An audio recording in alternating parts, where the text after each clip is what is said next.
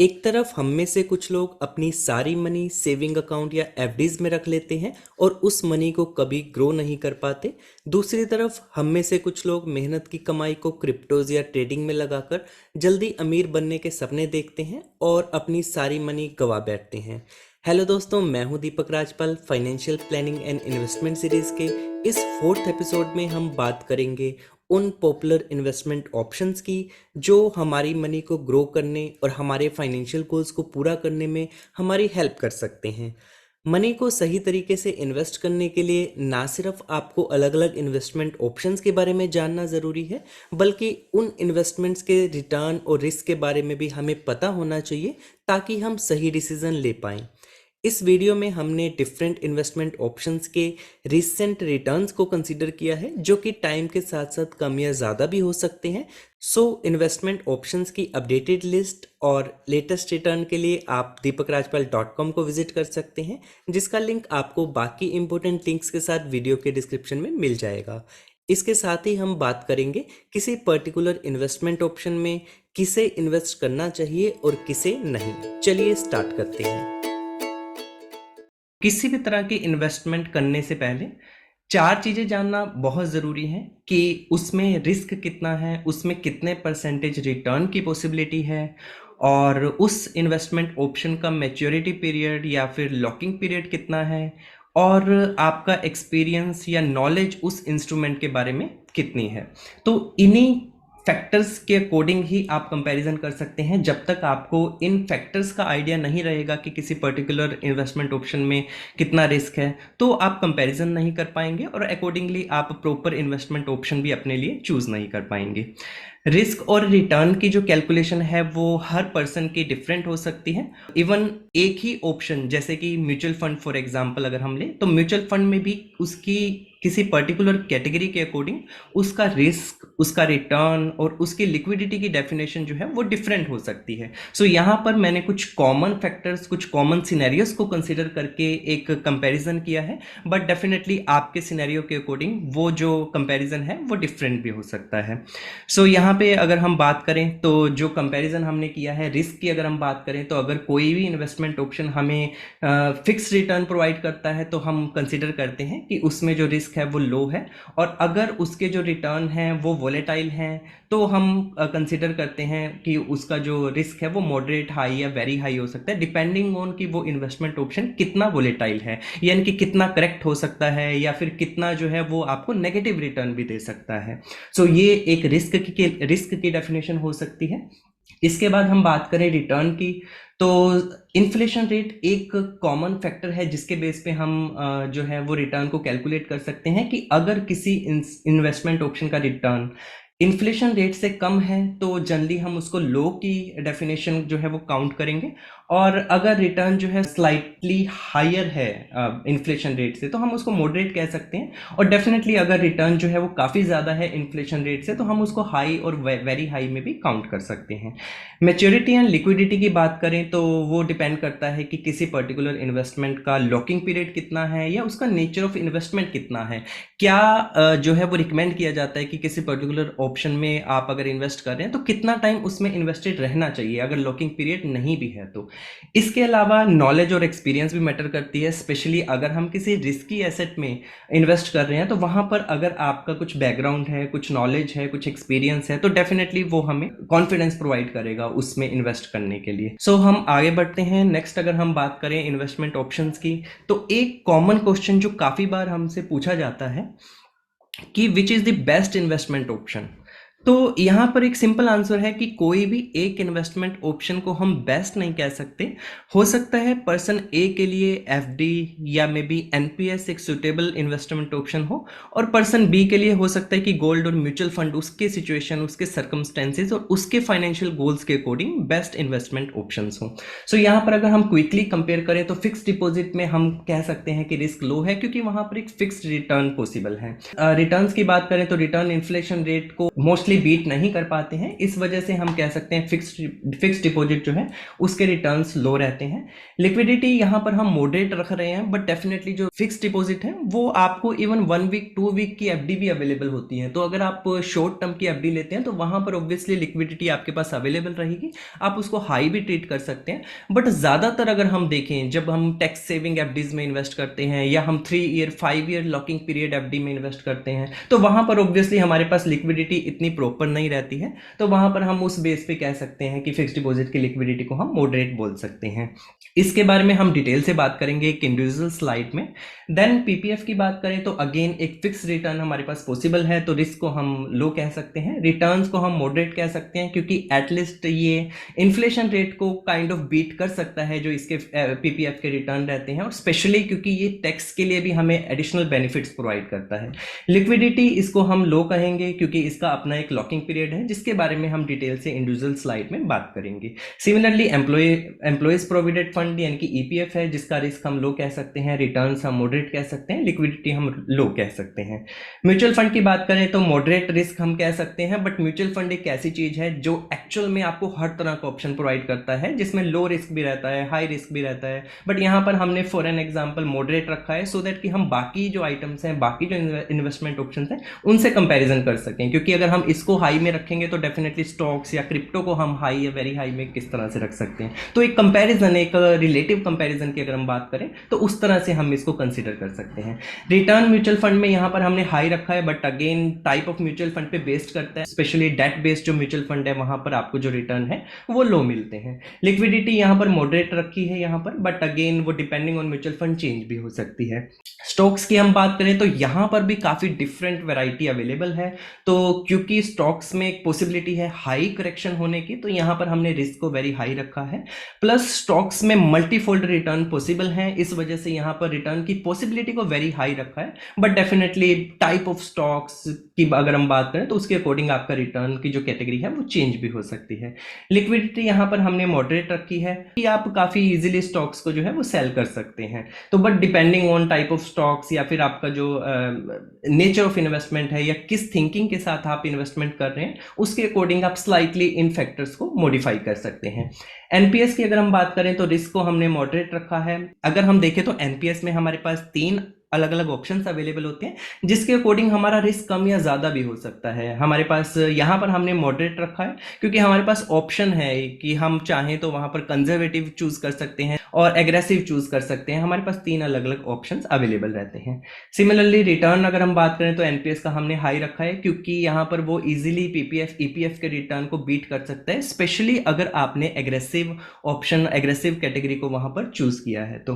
But obviously with high return अगर आप choose करते हैं तो वहां पर आपका रिस्क भी हाई हो सकता है। लिक्विडिटी की बात करें तो I think this is the one of 2 option in this whole list कि जहां पर नेशनल पेंशन स्कीम को हमने वेरी लो रखा है क्योंकि 60 ईयर की मैच्योरिटी रहती है इसकी रिटायरमेंट तक की, तो इसमें लिक्विडिटी जो है वो इजी नहीं है, तो आपको काफी वेट करना पड़ता है। इसके बाद अगर हम बात करें तो नेक्स्ट इन्वेस्टमेंट ऑप्शंस में, तो वहां पर हमारे पास कुछ और पोस्ट ऑफिस सेविंग स्कीम्स हैं जो आपको फिक्स्ड रिटर्न प्रोवाइड करती हैं और कुछ टैक्स सेविंग ऑप्शंस भी आपको प्रोवाइड करती हैं, कुछ एडिशनल बेनिफिट्स भी आपको टैक्स से रिलेटेड प्रोवाइड करती हैं। सो अगर हम बात करें ऑल दीज, ये जितने भी पोस्ट ऑफिस सेविंग स्कीम्स हैं ये सभी आपको सेक्शन 80C के अंदर 1.5 लाख के लिए टैक्स बेनिफिट प्रोवाइड करती हैं। रिस्क हमने लो रखा है क्योंकि फिक्स्ड रिटर्न अवेलेबल रहते हैं इन सभी स्कीम्स के साथ, बट स्टिल रिटर्न की अगर हम बात करें तो रिटर्न हमने यहाँ पर मॉडरेट रखे हैं क्योंकि ये स्लाइटली जो है वो एफडी से हायर रिटर्न आपको ऑफर करते हैं। प्लस सिर्फ रिटर्न को ही नहीं देख सकते, अगर हमें एक्चुअल में कैलकुलेट करने हैं कि हमारे रिटर्न जो है वो किस कैटेगरी में आएंगे, तो वहां पर आप ये एक और ऑप्शन जरूर कंसिडर कर सकते हैं कि ये आपको एडिशनल टैक्स बेनिफिट भी प्रोवाइड करते हैं। तो वहां पर जो आपके एक्चुअल रिटर्न है वो एफडी से काफी बेटर हो जाते हैं, अनटिल अनलेस कि आप कंपेयर करें टैक्स सेविंग एफडी से। लिक्विडिटी की बात करें तो सबसे पहले सुकन्या समृद्धि योजना है जिसमें लिक्विडिटी लो रहती है क्योंकि आपको वेट करना होगा, 21 ईयर का लॉकिंग पीरियड है। तो अगर गर्ल चाइल्ड है तो आप इस योजना को जो है वो इसमें आप इन्वेस्ट कर सकते हैं, या फिर आप गर्ल चाइल्ड की मैरिज पे अगर मिनिमम एज 18 है तो आप इसको मैच्योर या विड्रॉ करवा सकते हैं।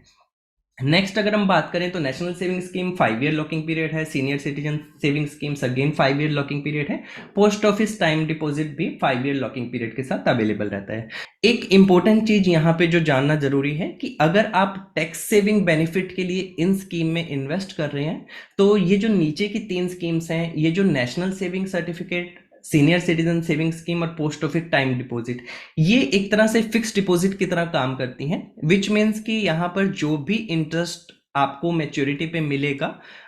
या फिर जो भी इंटरेस्ट आपको किसी भी टाइम पर मिलेगा वो फुली टैक्सेबल होता है at the hand of recipient, जो भी आपकी टैक्स स्लैब है। तो वो फैक्टर को भी आप कंसीडर कर सकते हैं अगर आप टैक्स सेविंग पर्पज से इन इन्वेस्टमेंट ऑप्शंस को चूज करते हैं। हाँ, अगर आपका इन्वेस्टमेंट ऑप्शन चूज करने का जो गोल है वो डिफरेंट है, आप फाइनेंशियल गोल्स हैं आपके जिनको आप होल्ड करना चाहते हैं 5 ईयर तक कि आप कहीं पे पार्क कर दें अपने मनी को, देन ऑब्वियसली उस अकॉर्डिंगली इन इन्वेस्टमेंट ऑप्शंस को आप चूज कर सकते हैं। देन अगर हम बात करें इन्वेस्टमेंट ऑप्शंस में तो हमारे पास एक प्रॉपर्टी यानी कि रियल एस्टेट का ऑप्शन आता है, जिसमें हम रिस्क जो है मॉडरेट टू हाई मेंशन कर सकते हैं, बट अगेन ये काफ़ी वेरी करता है कि आपकी लोकेशन क्या है, आपकी सिटी क्या है। रिटर्न्स यहाँ पर हमने मॉडरेट टू हाई मेंशन किए हैं, बट अगेन ये वेरी कर सकता है आपकी लोकेशन के अकॉर्डिंग। लिक्विडिटी को यहाँ पर हमने वेरी लो रखा है क्योंकि प्रॉपर्टी अनटिल अनलेस कि आप प्रॉपर्टी के बिजनेस में हैं, आप प्रॉपर्टी सेल परचेज का काम करते हैं, तो बहुत डिफिकल्ट होता है किसी रेगुलर रिटेल पर्सन या नॉर्मल पर्सन को प्रॉपर्टी सेल या बाय करने के लिए। तो आपको हो सकता है कि जब प्रॉपर्टी को सेल करने का टाइम आएगा तो आपको काफ़ी ईयर वेट करना पड़े एक अच्छा बाय ढूंढने के लिए। तो अकॉर्डिंगली यहाँ पर आपकी लिक्विडिटी एज्यूम की जा सकती है। अगर हम रिटर्न की बात करें तो एक वेबसाइट है जहां पर मैं रीड कर रहा था, आई थिंक ईटी मनी पर, तो वहां पर ऑन एन एवरेज जो 10 साल के रिटर्न्स रियल एस्टेट के बारे में मेंशन किए थे वो थे 10%। तो अकॉर्डिंगली आप यहां पर देख सकते हैं। बट अगेन अगर हम बात करें तो रियल एस्टेट का बहुत ही एक्यूरेट डेटा आई थिंक जो है वो इतना इजीली अवेलेबल नहीं होगा, क्योंकि हर सिटी, हर लोकेशन, विलेज के अकॉर्डिंग जो है वो रियल एस्टेट के रिटर्न्स डिफरेंट हो सकते हैं। देन अगर हम बात करें गोल्ड की तो गोल्ड में जो रिटर्न है वो यहाँ पर रिस्क जो है वो हम मॉडरेट मेंशन कर सकते हैं, return low to moderate mention कर सकते हैं, लिक्विडिटी वेरी हाई मेंशन कर सकते हैं, क्योंकि आप नेक्स्ट डे भी अगर फिजिकल गोल्ड की बात करें तो नेक्स्ट डे जाकर भी गोल्ड को सेल कर सकते हैं। बट डेफिनेटली इसके साथ भी कुछ जो है वो एडिशनल ऑप्शंस कंसिडर कर सकते हैं हम, और आपकी लिक्विडिटी, रिटर्न्स या रिस्क चेंज हो सकते हैं। अगर आपने लेट अस सपोज एसजीबी यानी कि सॉवरेन गोल्ड फंड लिया है या फिर आप ईटीएफ या गोल्ड फंड्स में इन्वेस्ट कर रहे हैं, तो रिटर्न की अगर हम बात करें तो गोल्ड में जो एक स्टेटिस्टिक्स के अकॉर्डिंग 1971 से लेके दिसंबर 2022 तक गोल्ड ने 7.78% के रिटर्न हमें प्रोवाइड किए हैं। इसके अलावा अगर आप एसबीआई गोल्ड फंड को ट्रैक करेंगे तो उसने 2009 के बाद से अब तक 9% एनुअल रिटर्न जो है वो हमें प्रोवाइड किए हैं। तो यहां से आप थोड़ा सा कंपेयर कर सकते हैं इसके रिटर्न एंड रिस्क को। इसके बाद अगर हम बात करें यूलिप्स की, तो यूलिप्स जो है वो इन्वेस्टमेंट रिटर्न जो है यूलिप में वो गारंटी नहीं होते हैं, क्योंकि ये मार्केट लिंक्ड स्कीम रहती हैं और ये इंश्योरेंस एंड इन्वेस्टमेंट का काइंड ऑफ मिक्सचर होता है। और अगर हम एक्चुअल में देखें तो बहुत सारे इन्वेस्टमेंट एडवाइजर या फिर फाइनेंशियल एक्सपर्ट जो हैं वो यूलिप्स को एज एन इन्वेस्टमेंट ऑप्शन ज़्यादा प्रेफर नहीं करते हैं, बट स्टिल अगर आप एज्यूम करना चाहें तो इसकी कैटेगरी में रिस्क को मॉडरेट, रिटर्न को मॉडरेट और लिक्विडिटी को जो है वो मॉडरेट एज्यूम कर सकते हैं। देन लास्ट में हम बात करें वो है क्रिप्टो करेंसी, जिसमें रिस्क वेरी हाई रहता है और रिटर्न्स एंड लिक्विडिटी को यहाँ पर मैंने इंटेंशनली ब्लैंक रखा है। बहुत इंपॉर्टेंट है ये अंडरस्टैंड करने के लिए कि जहाँ पर भी हम रिस्क, रिटर्न या फिर लिक्विडिटी को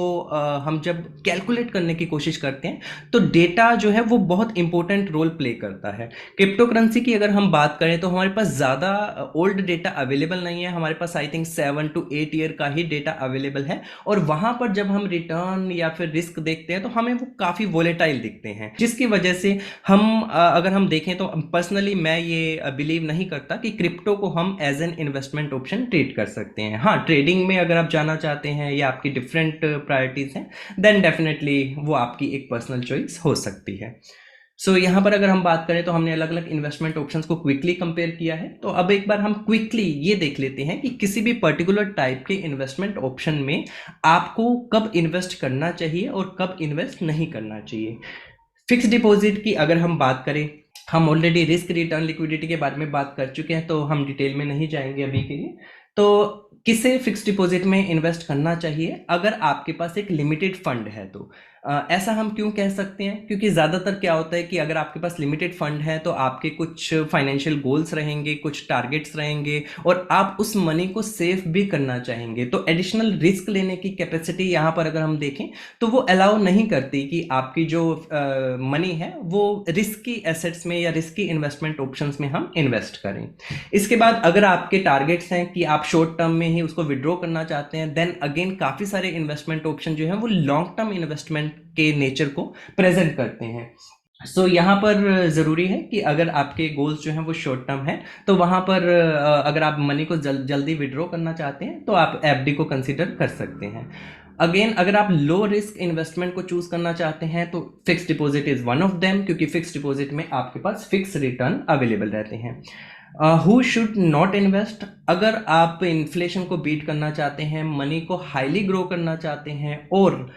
हाई रिटर्न के साथ हाई रिस्क लेने की कैपेसिटी भी आप में है, तो एक तरह से देखा जाए तो ऊपर वाले पॉइंट्स का अपोजिट हम कह सकते हैं, तो आप फिक्स डिपॉजिट को अवॉइड कर सकते हैं।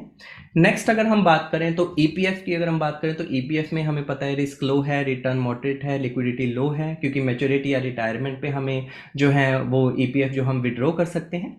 हु शुड इन्वेस्ट अगर हम बात करें तो यहाँ पर हमारे पास ज़्यादा कंट्रोल नहीं रहता है, क्योंकि ईपीएफ जो है वो हमारी ऑर्गेनाइजेशन अगर मोर देन 20 एम्प्लॉयज़ की है तो वहाँ पर मैंडेटरी होता है कि आपको ईपीएफ स्कीम में एनरोल करना पड़ेगा। सो अगर आप सैलरीड एम्प्लॉय हैं तो चांसेस हैं कि आपको ईपीएफ जो है ऑलरेडी सैलरी से आपका डिडक्ट हो रहा होगा, तो आपको यहाँ पर कोई भी डिसीजन लेने की ज़रूरत नहीं है। Who should not invest, again हमारे पास ज़्यादा कंट्रोल नहीं है ईपीएफ में इन्वेस्ट करने के लिए, वो सिचुएशन या हमारी ऑर्गेनाइजेशन पे डिपेंड करेगा, तो यहाँ पर हम बहुत ज़्यादा डिटेल में नहीं जाएंगे।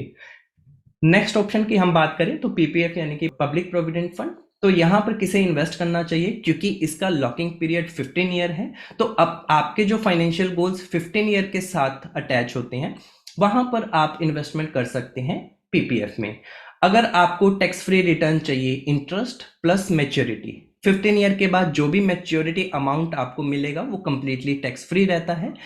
सो आप अकॉर्डिंगली यहाँ पर पीपीएफ में इन्वेस्ट कर सकते हैं। हु शुड नॉट इन्वेस्ट, किसे इन्वेस्ट नहीं करना चाहिए, अगर आप विलिंगलेस हैं ज़्यादा रिस्क लेने के लिए, सो दैट कि आप ज़्यादा रिटर्न गेन कर पाएँ, या फिर अगर आप इन्वेस्ट करना चाहते हैं शॉर्ट टर्म में कि आपका जो टारगेट है वो 3 ईयर 5 ईयर 7 ईयर में जो विड्रॉ करने के लिए है, कि जो भी मैच्योरिटी या फिर मनी आपने इन्वेस्ट किया आप उसको किसी फाइनेंशियल गोल के अकॉर्डिंग विड्रॉ कर पाएँ, तो वहाँ पर ऑब्वियसली ये 15 ईयर लॉकिंग पीरियड आपको विड्रॉ नहीं करने देगा, तो अकॉर्डिंगली आप पब्लिक प्रोविडेंट फंड को स्किप कर सकते हैं। सेकेंड जो है, ऑलरेडी काफी सारी मनी आपके इन्वेस्टेड है लॉन्ग टर्म इन्वेस्टमेंट ऑप्शन में, फॉर एन एग्जांपल ईपीएफ में, एनपीएस में, तो आप पीपीएफ को चाहे तो स्किप भी कर सकते हैं। तो ईपीएफ, पीपीएफ एंड एनपीएस, इन तीनों को अगर हम देखें तो रिटायरमेंट प्लान्स में कैटेगराइज कर सकते हैं। तो वो एक इंटरेस्टिंग टॉपिक हो सकता है जहां पर हम इन तीनों ऑप्शन को थोड़ा डिटेल से बात करेंगे और कंपैरिजन करेंगे कि आपकी सिचुएशन के अकॉर्डिंग कौन सा ऑप्शन जो है रिटायरमेंट के लिए बेस्ट हो सकता है। नेक्स्ट अगर हम बात करें एनपीएस में, लिक्विडिटी यहाँ पर वेरी लो मेंशन है। इसका रीजन सिर्फ यही नहीं है कि हमारा जो इन्वेस्टमेंट है वो 60 ईयर तक पार्क रहता है, बल्कि सेकंड एक और बहुत इंपॉर्टेंट फैक्टर है कि हम मैच्योरिटी के टाइम पर भी, यानी कि 60 ईयर यानी कि रिटायरमेंट के बाद भी एनपीएस का सिर्फ 60% ही विड्रॉ कर सकते हैं। रेस्ट 40% के लिए हमें पेंशन के लिए जो है वो ऑप्ट करना होगा। तो यहाँ पर ये एक इंपॉर्टेंट फैक्टर है कि जो लिक्विडिटी है इसकी हम वेरी लो कह सकते हैं। बट डेफिनेटली किसे इन्वेस्ट करना चाहिए, अगर आपके रिटायरमेंट गोल हैं पेंशन और एन्युटी के साथ में, तो एनपीएस एक बहुत अच्छा ऑप्शन हो सकता है। अगर आप एटीसी में 1.5 लाख के अलावा टैक्स सेविंग करना चाहते हैं तो आपको एनपीएस ही आई थिंक एक बड़ा ऑप्शन है जो ये फ्लेक्सिबिलिटी प्रोवाइड करता है। अगर आप रिटायरमेंट के लिए कुछ प्लान करना चाहते हैं स्ट्रिक्ट डिसिप्लिन के साथ में, तो आप एनपीएस को कंसिडर कर सकते हैं। यहाँ पर एक क्विक कंपैरिजन अगर हम करें ईपीएफ के साथ में, ईपीएफ में भी अगर हम देखें तो रिटायरमेंट तक मैच्योरिटी जो है वो अवेलेबल रहती है, बट स्टिल वो आपको इतना स्ट्रिक्ट डिसिप्लिन प्रोवाइड नहीं करता जितना कि एनपीएस प्रोवाइड करता है, क्योंकि ईपीएफ के साथ में कुछ ऐसी जो है वो गाइडलाइंस, कुछ रूल्स रहते हैं जिसके अकॉर्डिंग आप पहले भी विड्रॉ जो है अपनी मनी को कर सकते हैं। इसके बारे में अगेन हम नेक्स्ट सेशन में डिटेल से बात करेंगे। अगर आप चाहते हैं इन्वेस्टमेंट करना corporate debt government bond and equity market को मिक्स करके। तो एनपीएस आपको बहुत अच्छा ऑप्शन प्रोवाइड कर सकता है। आपके पास वहां पर फंड और टाइप ऑफ इन्वेस्टमेंट जो है वो चूज करने के ऑप्शंस अवेलेबल रहते हैं। हु शुड नॉट इन्वेस्ट, अगर आपको पेंशन या एन्युटी का आइडिया अच्छा नहीं लगता है और आप सिर्फ लमसम मनी के लिए ही टारगेट कर रहे हैं investment, then definitely national pension scheme आपके लिए नहीं होगा। नेक्स्ट अगर हम बात करें म्यूचुअल फंड की, तो म्यूचुअल फंड में किसे इन्वेस्ट करना चाहिए? जिसे ज्यादा रिस्क लेके ज्यादा रिटर्न की एक्सपेक्टेशन है वो इसमें इन्वेस्ट कर सकता है। अगर आप ऑलरेडी डेट इंस्ट्रूमेंट में इन्वेस्ट कर चुके हैं, for an example FD, PPF, Sukanya Samriddhi Yojana या किसी भी 2 या 3 तरह के इन्वेस्टमेंट ऑप्शंस में जो कि सेफ ऑप्शंस हैं, आपको fix type of return provide कर रहे हैं, उनमें अगर आप ऑलरेडी इनफ इन्वेस्ट कर चुके हैं, अब आप सेफ हैं कि एक्स्ट्रा मनी के साथ आप एक्स्ट्रा रिस्क ले सकते हैं, तो वहां पर आप म्यूचुअल फंड्स को कंसिडर कर सकते हैं। इसके अलावा अगर आप स्टॉक मार्केट में इन्वेस्ट करना चाहते हैं बट आपकी नॉलेज एंड टाइम जो है वो लिमिटेड है आपके पास, देन अगेन स्टॉक मार्केट में इनडायरेक्टली इन्वेस्ट करने के लिए म्यूचुअल फंड एक बेटर एंट्री पॉइंट हो सकता है। देन इसके बाद बात करें किसे इन्वेस्ट नहीं करना चाहिए। अगर आपके पास इनफ पेशेंस नहीं है कि आप लॉन्ग टर्म के लिए इन्वेस्टमेंट कर सकें, कोई फिक्स पीरियड नहीं है कि म्यूचुअल फंड में मिनिमम 5 ईयर तक इन्वेस्ट आपको करना ही चाहिए, बट स्टिल आपको एक लॉन्ग टर्म के लिए जो है एक थिंकिंग के साथ में ही इन्वेस्ट करना चाहिए म्यूचुअल फंड में, क्योंकि ऑब्वियसली हो सकता है कि 1 साल 2 साल 3 साल तक अगर मार्केट परफॉर्म नहीं करती है तो म्यूचुअल फंड भी आपके परफॉर्म नहीं करेंगे। और मिनिमम 5 ईयर, मैं पर्सनली यहाँ पर मिनिमम अगर हम यहाँ पे देखें तो वो बहुत इंपॉर्टेंट टर्म है, मिनिमम यहाँ पर लेकर चल रहा हूँ। अगर आप इन्वेस्ट लॉन्ग टर्म के लिए करना चाहे तो म्यूचुअल फंड में इन्वेस्ट कर सकते हैं, बट ऑब्वियसली आपका ओवरऑल जो लॉन्ग टर्म पीरियड है वो 7, 10, 12 ईयर ही होना चाहिए, इवन हायर होना चाहिए, सो दैट कि आप मल्टीफोल्ड रिटर्न म्यूचुअल फंड से गेन कर सकें। नेक्स्ट अगर हम बात करें तो अगर आप इमोशनली कैपेबल नहीं हैं अपनी इन्वेस्टमेंट को 30, 40, 50% तक डाउन देखने के लिए, तो आपको म्यूचुअल फंड में इन्वेस्ट नहीं करना चाहिए, क्योंकि इट इज़ हाईली पॉसिबल कि जब हमारा कोरोना या फिर वॉर, यूक्रेन और ये वॉर की सिचुएशन रही थी, इस तरह की सिचुएशंस अगर रहती हैं तो वहाँ पर जो है हमारी मार्केट, इवन ग्लोबली हर मार्केट जो है वो नेगेटिव परफॉर्म करती है, तो हमारे जो इन्वेस्टमेंट हैं वो 30, 40, 50% तक भी डाउन जा सकते हैं। आप इस ऑप्शन को अवॉइड कर सकते हैं अगर आप इमोशनली कैपेबल नहीं है तो। इसके बाद हम बात करें अगर स्टॉक्स की, तो रिस्क वेरी हाई है, रिटर्न भी वेरी हाई है, लिक्विडिटी यहाँ की एक्चुअल में मॉडरेट टू हाई रहेगी, क्योंकि स्टॉक्स को आप इजीली नेक्स्ट डे भी जो है इन्वेस्टमेंट पर्पज से विड्रॉ कर सकते हैं। Who should invest, important point यहाँ पर देखने वाली कि अगर आपके पास नॉलेज है, आपके पास अगर नॉलेज नहीं भी है, आपके पास अगर इनफ टाइम है कि आप स्टॉक मार्केट के बारे में सीख सकते हैं, मे बी मिनिमम अगर मैं बात करूं यहाँ पे तो 2, 3, 4 आवर एवरी वीक मिनिमम अगर आप इन्वेस्ट कर सकते हैं स्टॉक मार्केट को समझने के लिए, तो आप डायरेक्ट स्टॉक मार्केट में इन्वेस्टमेंट का प्लान कर सकते हैं। प्लस इंपॉर्टेंट चीज कि अगर आप बाकी इन्वेस्टमेंट ऑप्शंस में ऑलरेडी इन्वेस्ट कर सकते हैं, जैसा कि हमने म्यूचुअल फंड में भी मेंशन किया था, सो दैट कि आप अपने फाइनेंशियल गोल्स के लिए थोड़ा सिक्योर हो चुके हैं, आप सेफ हो चुके हैं, अब आप थोड़ा रिस्क ले सकते हैं, तो आप स्टॉक्स में इन्वेस्ट कर सकते हैं। Similarly who should not invest में सेम ही पॉइंट आएंगे कि अगर आप इमोशनली कैपेबल नहीं है, यहाँ पर जो है जो नेगेटिव रिटर्न अगर हम बात करें तो स्टॉक्स में म्यूचुअल फंड से भी ज़्यादा नेगेटिव रिटर्न्स हो सकते हैं, क्योंकि कोई भी स्टॉक कैसा परफॉर्म करेगा वो, अगर आप रिसेंट एग्जांपल देखें तो हम अदानी का, अगर आपको न्यूज़ में अगर आपने ट्रैक किया हो तो उनके रिटर्न्स जो हैं, अदानी के जो स्टॉक्स हैं वो पिछले कुछ मंथ्स में 70-80% तक भी नेगेटिव रिटर्न दे चुके हैं। तो म्यूचुअल फंड क्या है कि एक बास्केट होती है जो आपको थोड़ा सा प्रोटेक्ट कर लेती है कि कोई एक पर्टिकुलर स्टॉक अगर हाईली नेगेटिव परफॉर्म कर रहा है तो बाकी स्टॉक्स उसको थोड़ा सा एवरेज कर देंगे, जबकि इंडिविजुअल स्टॉक्स में अगर आप इन्वेस्ट करते हैं तो डेफिनेटली आपके रिटर्न्स हाईली नेगेटिव भी हो सकते हैं ओवर द शॉर्ट पीरियड। हाँ, लॉन्ग पीरियड में अगर आपने properly research and properly knowledge के साथ में इन्वेस्ट किया है तो लॉन्ग टर्म में आप म्यूचुअल फंड या बाकी इन्वेस्टमेंट ऑप्शंस को स्टॉक के साथ में बीट कर सकते हैं। एक और इम्पोर्टेंट पॉइंट है कि किसे इन्वेस्ट नहीं करना चाहिए। अगर आपने अपने आसपास यानी कि फ्रेंड्स या फिर यूट्यूबर्स जो एक्सपर्ट्स हैं, या इवन मैं ही क्यों ना हो, अगर आपने किसी पर्टिकुलर पर्सन की गाइडेंस या इन्फ्लुएंस के बाद ये डिसाइड किया है कि आप स्टॉक्स में इन्वेस्ट करना चाहते हैं, तो आपको स्टॉक्स में इन्वेस्ट नहीं करना चाहिए। आपको पहले लेस रिस्क के इन्वेस्टमेंट ऑप्शंस के साथ स्टार्ट करना चाहिए, देन मे बी आप म्यूचुअल फंड में एंट्री कर सकते हैं। उसके बाद अगर आपको लगता है कि आपको कुछ कुछ चीज़ें समझ में आ रही हैं तो आप स्टॉक्स को कंसिडर कर सकते हैं। इसके बाद अगर हम बात करें एक इंपॉर्टेंट रिकमेंडेशन की, जो कि एक्चुअल में एक वॉरेन बफेट का एक कोट है, rule number 1 never lose money and rule number 2 never forget rule number 1। जैसा कि मैंने ऑलरेडी मेंशन किया कि कभी कभी क्या करते हैं हम कि डायरेक्टली रिस्की एसेट के साथ में अपनी मनी को ग्रो करने की कोशिश करते हैं। स्पेशली अगर हमारे पास लिमिटेड फंड होता है तो वहाँ पर हमारी जो मनी है वो काफ़ी रिस्की एरिया में आ जाती है। हो सकता है कि हम सारी की सारी मनी लूज़ भी कर दें। तो इसलिए हमेशा सबसे पहले इंपॉर्टेंट चीज़ है कि अपनी मनी को सेव करें, अपनी मनी को प्रोटेक्ट करें अपने फाइनेंशियल गोल्स के अकॉर्डिंग। उसके बाद ही हम रिस्की इन्वेस्टमेंट ऑप्शंस में इन्वेस्ट करें, वो भी या तो आपके पास इनफ नॉलेज अवेलेबल हो या फिर आपके पास एक कोई फाइनेंशियल एडवाइजर अवेलेबल होना चाहिए जो कि आपको गाइड कर सके। सो दोस्तों, ये था हमारा आज का सेशन। अगर आपके पास भी इन्वेस्टमेंट ऑप्शन से रिलेटेड कोई फीडबैक या क्वेश्चन हो तो आप कमेंट सेक्शन में मेंशन कर सकते हैं। Financial planning and investment series में आगे के एपिसोड्स में हम बात करेंगे रिटायरमेंट प्लानिंग की, एसेट एलोकेशंस की और कुछ popular YouTube channel and websites की जो आपको financial planning and investment journey में आपकी हेल्प कर सकते हैं। इन्वेस्टमेंट ऑप्शन से रिलेटेड कुछ इंपॉर्टेंट लिंक्स और दूसरे चैनल के वीडियोस आपको डिस्क्रिप्शन में मिल जाएंगे। तो मिलते हैं नेक्स्ट सेशन में। वीडियो को लास्ट तक देखने के लिए बहुत बहुत धन्यवाद।